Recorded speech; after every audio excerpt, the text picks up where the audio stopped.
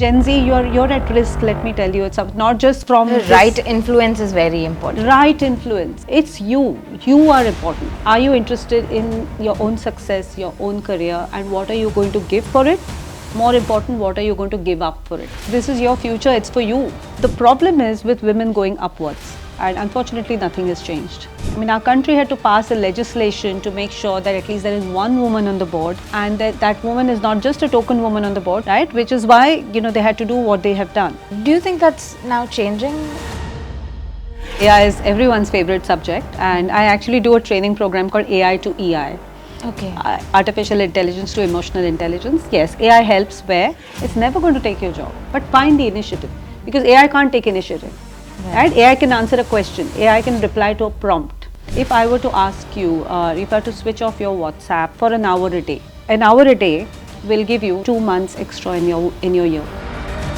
After people do that, they never say, I don't have time.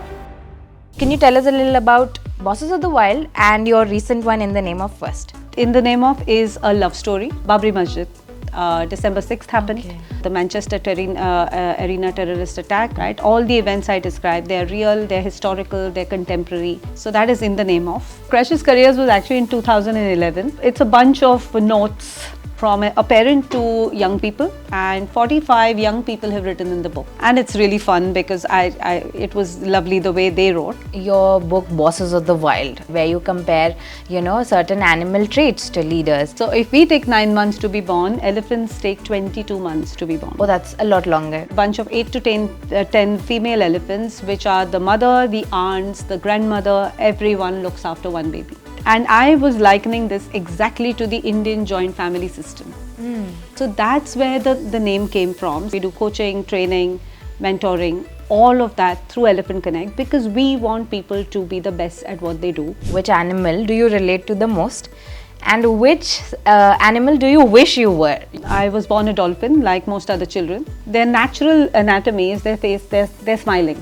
With work life and its demands, I've ended up being a lioness. They teach the cubs everything. These youngsters are taking, including me, I would take advice, leadership advice, or mentoring from social media. I think scrolling through reels is a very good idea as long as you have the right, as long as you have the right reels. If it's good advice, including your best friend, your boss, your mom, your whoever, person on the street, imbibe what is right.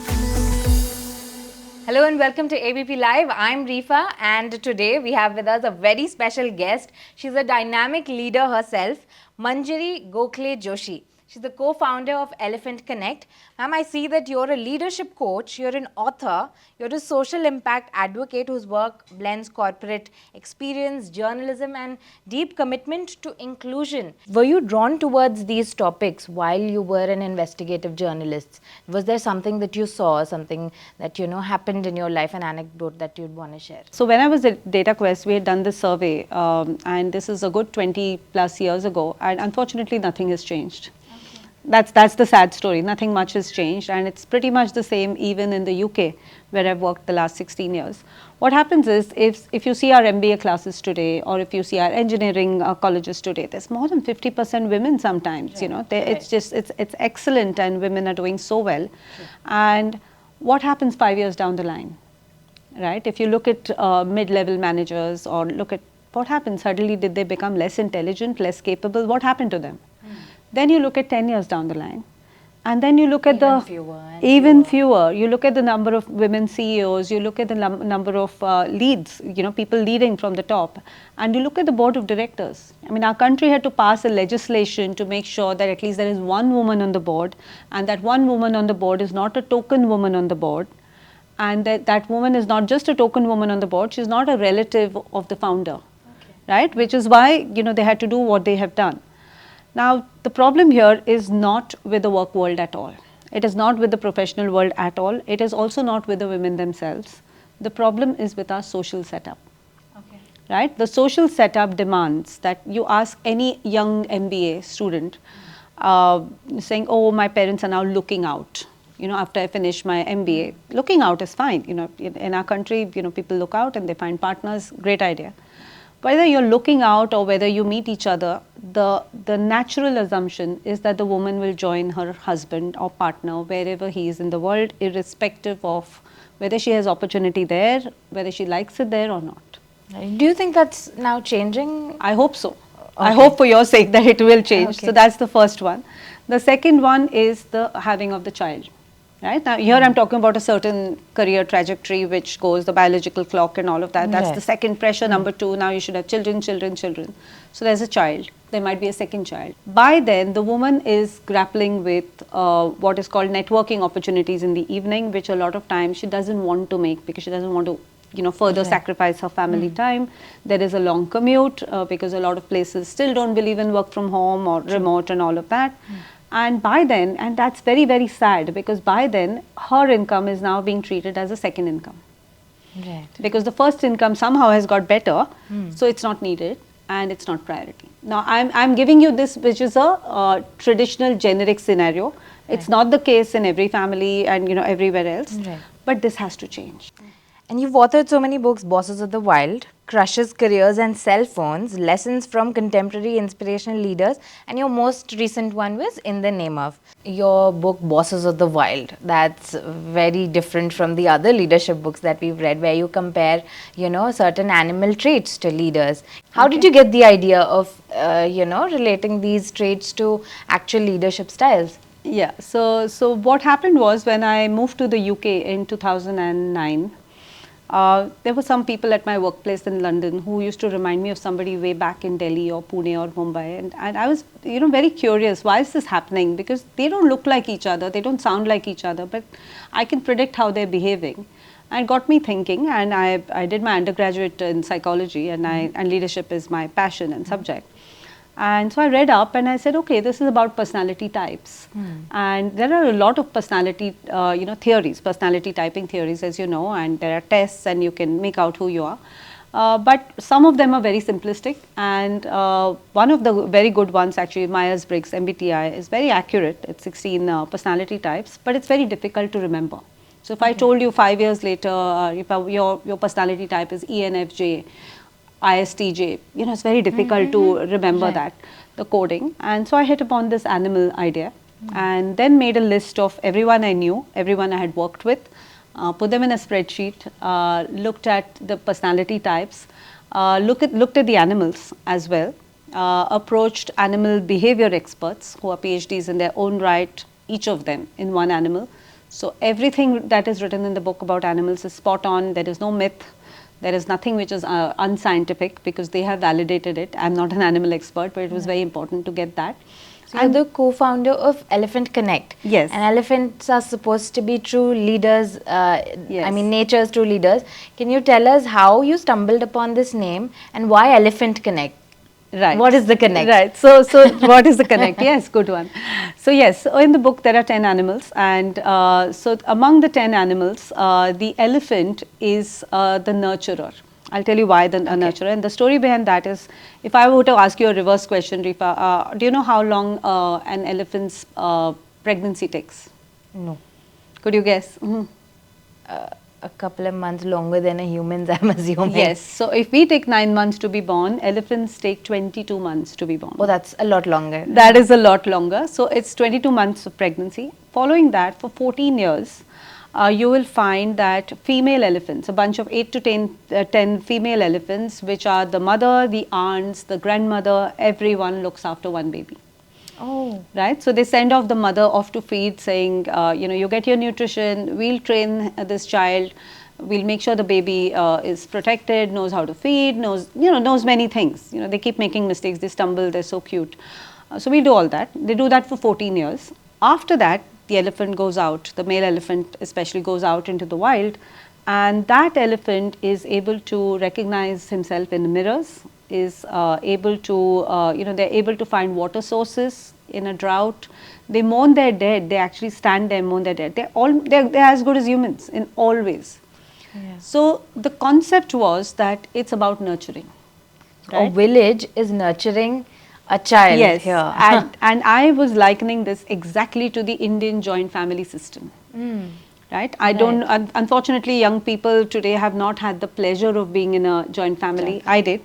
I was very, very fortunate, and in our family, and people find it weird. Really, you grew up with so many people? I said, yeah, there were 24 of us in a family, and my father, his two brothers and their families, and all the aunts. And in that kind of family, one aunt is in charge of cooking, one aunt is in charge of homework, one aunt is, my mother was in charge of doing maths for people because she was a doctor, and she was like that. And I learned cooking from my other aunt. Somebody is in charge of telling you Mahabharat stories. Somebody is in charge of teaching you how to drive. And this is how it works, and which is why we are what we are. It's like a little institution in itself. Exactly. So that's where the name came from, saying Elephant Connect Education. What we do is we nurture young people to first thing, do excel in their careers. So in the UK we have math, science, English, Spanish, all the tuitions which are required from school right up to A levels, which is called in the UK, and we're going to university. And all the other work we do in nurturing leaders, we do coaching, training, mentoring, all of that through Elephant Connect, because we want people to be the best at what they do. So your initiative, Maya Care, you talk about inclusion. So can you tell me how most organizations currently are treating inclusion as a compliance issue? How would you, pitch it to them? See, this can also be of strategic importance to you. Yes, excellent question, Rifa, because obviously I've been on the other side a lot. I was also head of Equality, Diversity, Inclusion, EDI head at Side Business School, University of Oxford till a few months ago. I've been an employer, of course, on the other side. Is that employers are afraid, right? So because of this tick in the box exercise or compliance, people are afraid, and I think they have reason to be afraid. Okay, and see, when it comes to ethnicity, they're less afraid, because someone of brown skin, black skin, someone like me entering a workplace and just working is fine. I mean, yeah, they don't have to make any special adjustments for me to be able to work. They were afraid of women too many years ago, and even simple things like they want women's washrooms a lot of times in workplaces and all. But it's not a big deal. Now it's about having sanitary products. It's really not a big deal. Especially in the kind of work we're talking about, when it involves physical strength or something, going out and defense, it's a different area, so it's, but still, it's easy. This one is very difficult. I'll tell you why, because the onus has been put on the employer to say make reasonable adjustments. In the UK, it's called reasonable adjustment. In this case, it's going to be, I mean, if I am a person with disability, I could sue the organization or potentially go to the media or say that, oh, I didn't get the job or I was sacked because of this. But is the situation slightly better outside as compared to India? No, absolutely not, because the fear is everywhere. And the fear is also because of the capability issue, not inherent capability, but simply the lack of opportunity to work. So you asked me about Maya Care, and we have Maya Care teams, people with disabilities who work with us in India as well as the UK.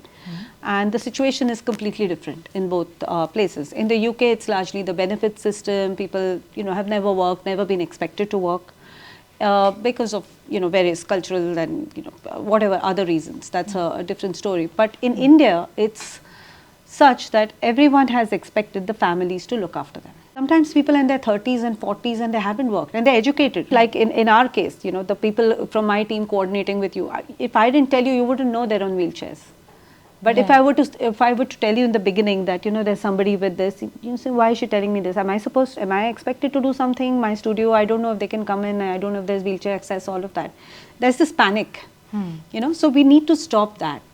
And, for the last time, I think disability is much more than creating a ramp for someone to go in. True. So because there are many concerns, this whole obsession with coming to work and not trusting people that they are going to work for the outcome, that is another root cause. Do you think hybrid work environment and remote work would really empower them? Yes, it has. It has. In our case, everybody works from home. Okay. They work in 72 cities of India. From their own homes, we have equipped them with laptops, with, of course, smartphones, routers, whatever it takes to, because in our country, even internet, sorting that out is very important, dongles, whatever is needed. So all that's done. More important, and why employers are afraid, is that, if you have a job, you're supposed to pay them, whether they work or not. And you can't sack them, right? So it is really about intelligent performance management measures. Managers just with the desire, just with the desire to work with people. That's enough. It's going to work in the long run if that happens. So, people with certain impairments, do you think it hampers their confidence a little bit? How do you, mold them into leaders for the future? How do you do that? Because I'm assuming that with the way things have been over the past couple of decades, although there have been changes in the workplace, but I'm sure it must have affected their confidence to a certain level. They're going to the same schools, they're going to the same institutions, but are they also, aware that they can also get into leadership positions now? Yes, so I have few lovely stories, and my favorite one is of somebody called Abhijit Mali. I love to speak about him, and we have a 7-minute film on his life, which just won the National CSR Award last year. It's a story which he's based in Atpadi. I don't think anybody has heard of this village. It's a small village, not really village, small town near Sangli and in Solapur in Maharashtra. Okay, so it's very remote. So he was a wrestler, right, at national level wrestler. At the age of 22, he had a terrible accident, and he's on a wheelchair. His fingers also don't move. He's not able to even lift his fingers. So, like everyone else who have worked with us, who work with us, somewhere or the other they have contemplated ending their lives. They're very, very low in their minds, and it's a terrible feeling, especially to in his own words, to say, I'm the only man in the family not earning, and others and all of that. So the film actually begins with his mother brushing his teeth every morning, doing his hair. His cousins pick him up from the bed and put him in the wheelchair. And the happy story after that is such that he came to Maya Care 4 years ago, and he has a very powerful voice. And what I love about Abhijit is his superlatively powerful voice and his assertion, and somewhere it's that maybe that wrestler thing comes in. And in his own words, he says that I didn't expect to be paid, because I was lying in bed just talking to people on the phone. They asked me to make some calls, and suddenly I saw money in the bank. And I thought to myself that if I actually work with my heart and soul, what will happen? Today, the man leads 72 cities of India. And that's commendable. And he uses a computer with a stylus in his mouth, which he's fashioned himself, and the computer and the phone, and he's leading people. And at the All India Management Association IMA award 2 years ago, so he was one of the presenters, and it's the first year in the 47-year-old history of IMA that people with disabilities represented and won the award. That is great to know. Okay, now how do you measure the impact of inclusive leadership beyond just diversity numbers, and basically what will success look like to us? What do you think, where do we need to get to? I think success for me would be any workplace, right? Today, I'm not thinking that is this a lady, person, man, who are we hiring, or I hope nobody's thinking of caste and nobody's thinking of ethnicity. I think that's what success should look like. They should stop asking what is your preferred, pronoun, and whether you have a disability or not. They should ask whether you can do the job, and if you can't do the job, if we train you a bit, do you want to do the job? That's what success. Yes, do you want to do the job? Because for me, it's attitude. That is the only thing that matters. And I'm not talking about very specialized jobs like somebody's a lawyer or a doctor or an engineer. I can't do that job either. I'm not. But if it's a generic project coordination, project management, event management, communication kind of job where you have the inherent skill, teach. For heaven's sake, teach. They will learn. So that's where the lioness instinct kicks in. Yes. Okay. You've mentored different generations, I'm sure. Now, when you've mentored the recent, Gen Z, what are certain leadership traits that you see that they have that the previous, say, boomers or the millennials, they didn't? That you see that Gen Z workforce actually has these traits that are really good leadership skills. Great question, and I hope the Gen Zs are listening, because because the Gen Zs, what I love about them is their confidence, right? The confidence to say no. I think my generation, at least me, took ages to be able to say no to something we don't want to do. Right? So the first thing, it's a positive, the confidence in general, confidence to say no, confidence to say, fine, I don't want to buy a house, I don't want an EMI, I'm okay with, I'm okay with this lifestyle of a, Uberized lifestyle, the gig economy and all of that. So I think that's good. Also, not holding on to the past. I think this whole thing of letting go in terms of personal life, a lot of, there are so many positives on that front. Okay. My only suggestion, I would say, because with Gen Z you don't give advice, so my only suggestion is say that push yourself a little more. Because when you say no, you're saying no to something you don't know. Right. You haven't even tried. Okay. You might even like it because you've actually decided, I don't like 1, 2, 3. I mean, as a young person, I had, of course, decided that I can only do this. If you had asked me when I was, 18, if I would be sitting here in a studio with you and I would have been a past CEO and whatever else, I would have found it impossible to believe. Impossible, believe me.